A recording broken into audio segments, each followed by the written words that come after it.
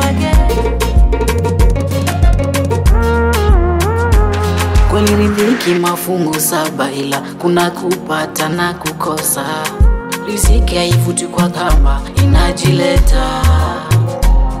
Naye Mungu akiamua kukupa utafurahia. Ndio maana sikudumu nawe ex au kuwa fungu langu. Ulijifanya mjuaji eti hadi ukanidharau. Taarifa zikufikie, sinanga ubaya nawe, maana nishampata wakuguza donda. Taarifa zikufikie,